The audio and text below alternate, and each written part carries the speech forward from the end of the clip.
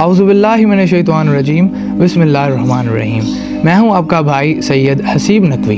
तो आए आज शहंशाह इमाम ज़माना अजल्लल्लाहु फ़रजहु शरीफ की नुसरत के हवाले से लिखी गई एक लाजवाल दास्तान the life story of Mansoor का तारुफ पढ़ लेते हैं।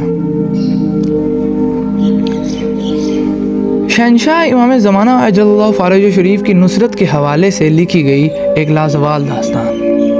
दुनिया के हर मज़हब और इलाके की लेजेंड कहानियों में आखिरी मसीहा अजल्लल्लाहु फ़रजहु शरीफ का जिक्र कैसे और किन किन नामों से आया है, और वो कैसे अपने अपने मज़हब में रहकर आखिरी मसलह आज़म अजल्लल्लाहु फ़रजहु शरीफ का इंतज़ार कर रहे हैं और उनकी पाकज़ात की हुकूमत के लिए काम कर रहे हैं। एक ऐसे नौजवान की दास्तान जो दुनिया में होने वाली खैर और शर की जंग का हिस्सा बन गया।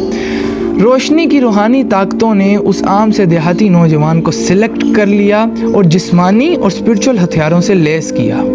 Martial art, yoga, judo, hypnotism, psychiatry, telepathy, mediumship, astral projection, out of body travelling जैसे अलूम की तरबियत पाकिस्तान, हिंदुस्तान और शाओलिन टेम्पल वगैरह में दी। ये खैर और शर की जंग पूरी दुनिया में हर कौम और मज़हब में फैल गई।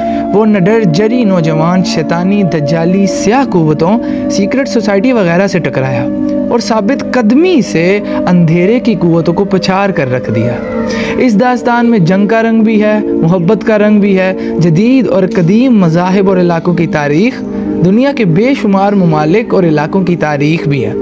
साइकिज़म, रूहानियत के बेशुमार उलूम के मुतल्लिक़ प्रैक्टिकल मालूमात आपको इस दास्तान से मिलेगी। ये दास्तान पढ़कर जहां आपको बहुत कुछ नया सीखने को मिलेगा, वहीं हमारा दावा है कि आपके अंदर भी तब्दीली ज़रूर आएगी।